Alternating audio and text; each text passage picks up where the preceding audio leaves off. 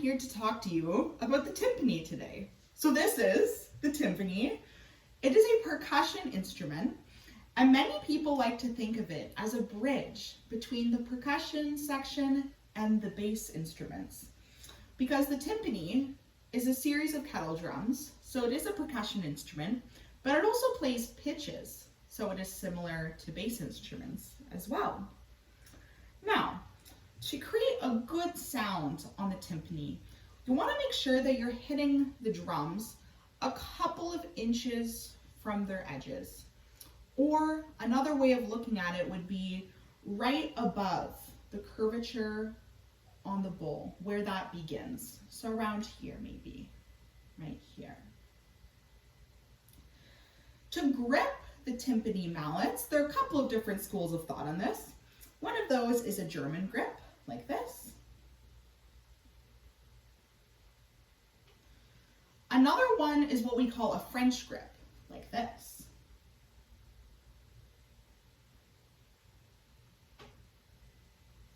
I find a German grip produces a louder, more pronounced tone, while the French grip produces a bit of a lighter, softer tone.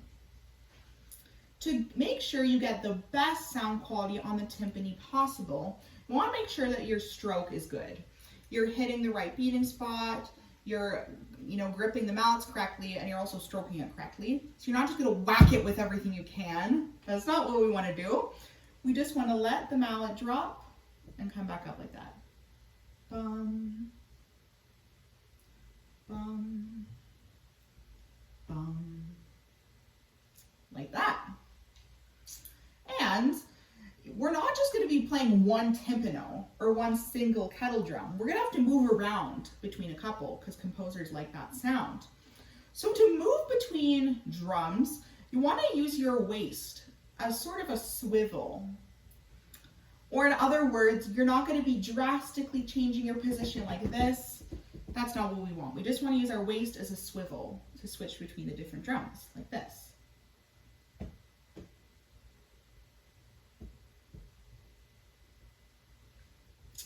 Okay, and one very common technique on the timpani is called a roll. Composers really like to put this in their music.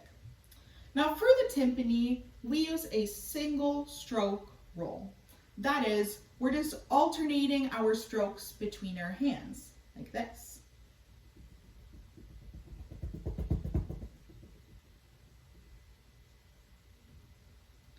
Now the speed of your roll will depend on a couple of different things. One of those is the size of the timpano. So generally, if you have a higher pitched timpano, your roll will need to be faster than if you would be doing a roll on a lower pitched timpano. Okay, now that I've talked a little bit about the timpani, I'm going to demonstrate how to tune the instrument because, as I said, it does play notes like a bass instrument. To demonstrate this, we'll be using the relationship of a perfect fourth, or dominant to tonic, scale degree 5 to scale degree 1, or for you people who like solfege, so to do. So, how do we do this? Well, first, we'll want to tune our larger or lower drum to the lower note in that perfect fourth relationship, or our dominant. So I'm just going to pick a key. Let's say we're in A major. That means I'd want our lower drum to be tuned to an E, or the dominant. Now, where do we find this pitch if we don't have perfect pitch? Well, if you're not the best at, creating intervals in your head, you can definitely use a piano. But if you are comfortable with hearing those intervals in your head, you can use a tuning fork, like I have here. So just to recap, we're tuning our lowest drum to that dominant or that lower note in our perfect fourth relationship. And since we're in A major, we want an E. So let's use my tuning fork. So I hear an A on my tuning fork, which would mean this is an E. So by using my tuning fork, I know that this is the note I need to tune my lower drum to. So now that we know our note, the process is relatively simple. We want to hum the note just to get a good sense of what we're going for. Stop humming, and then we'll want to strike the drum. But when you strike the drum, it's not going to be the pitch you want. So you're just going to want to strike it and then hold down the pedal and slide up into the pitch. So we just slide up into the pitch. And it may take you a couple of tries until you're satisfied with that note, that dominant note. So just to recap, we're gonna hum the note like this to get it in our heads. We're stop humming, stroke, and keep doing that process until we're satisfied with our lowest note. Like that.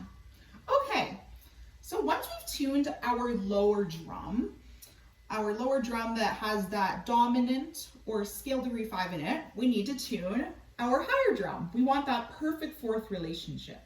So as I've said, we're in A major, which would mean we want our tonic to be A. We want to tune this higher drum to an A. But we're not going to use a tuning fork this time. We've already tuned our lower drum. We already have our dominant.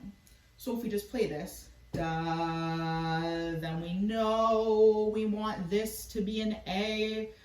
We've already tuned that, so we want to base the tuning of this higher drum on this one.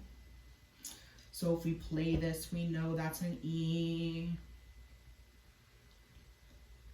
If we play this, do, we'll want to slide into that pitch. We're just using the dominant that we already tuned as sort of a reference point to get our tonic. Okay, so we've tuned both of our drums. We have that dominant to tonic relationship. That is how we tune the timpani. Just as a recap, for our drums, we just want to hum the pitch, stop humming, then slide up into the pitch.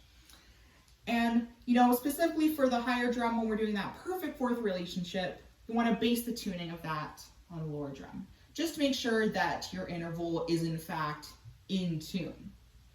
One final thing before I go, you probably noticed when I was playing, I was striking the head and then doing this. That is to actually stop the sound of the timpani, because, you know, I'm playing with pillows here, but if I was playing on a real timpani, let's say this is an A, well that's what I just tuned to, so this is an A, it would go A, and it would just keep going, but you know, sometimes you don't want that to go on forever, so you just want to mute it. Your fingers like that, your 4 fingers. So do, do, do, like that. Okay, this is the timpani, and I've talked a bit about, you know, how to tune it and some of the technique that goes along with it. I hope you enjoyed it.